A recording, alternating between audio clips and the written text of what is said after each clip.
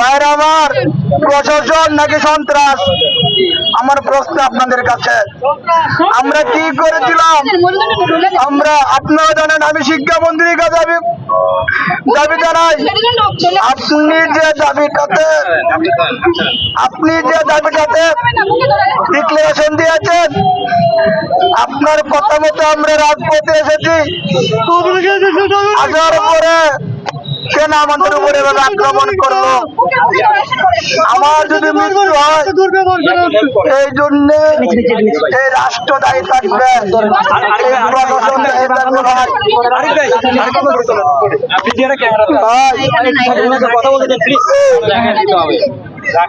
দীর্ঘ একটি মাস ধরে জাতীয় পার্টির মহাসচিব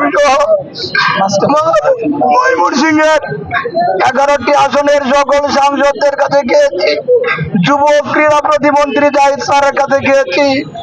জাহিদ হাসান আদেল স্যার এটার পক্ষে সুপারিশ করেছে, বলেছে এটা হওয়া উচিত।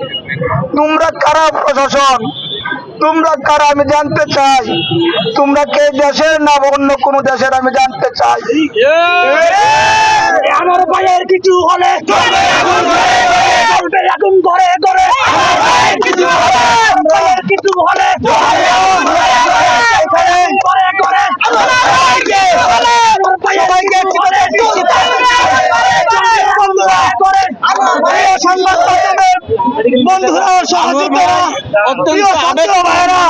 আমরা একটা কথা বলতে চাই, আমাদের যে সহযোদ্ধারা আজকে 35 আন্দোলনে এসে আহত হয়েছে, দেখেন অনেকেই, আমিও আহত হয়েছি এবং কয়েকজনকে গ্রেফতার করেছে।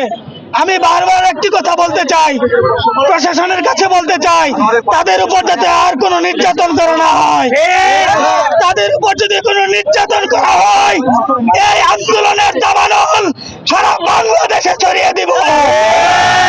তাদেরকে ছেড়ে আমরা এই রাজপথ থেকে আমরা যাব না।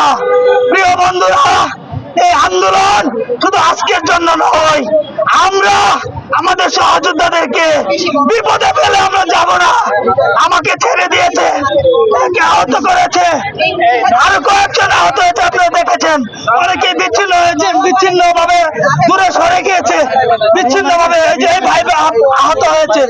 তো এভাবে অনেকের পা ভেঙে গেছে, তারা এভাবে নির্যাতন করতে পারে না। প্রশাসনকে কি সরকার অর্ডার দিয়েছে এভাবে আমাদেরকে করতে পারে না? কথা বলতে চাই না, অবস্থান নেব যতক্ষণ পর্যন্ত তারা না ছাড়বে, আমরা এখান থেকে যাবো না।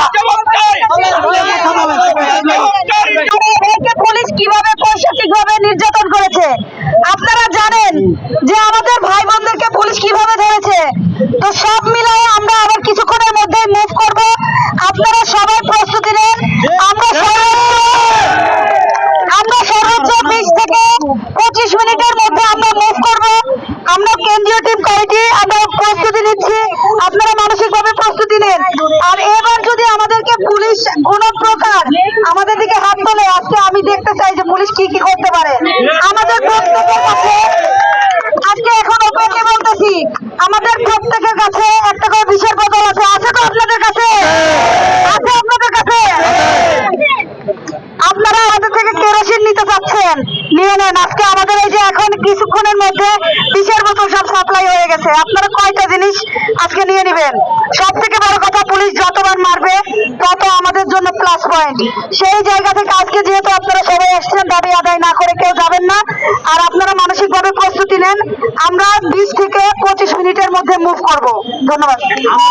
আমার পুরুষ পুলিশ দিয়ে এমনি গলায় ধরছে, তারপর আবার হাতে টান দিয়ে নিয়ে গেছে। কারণ কি মহিলা পুলিশ ছিল না?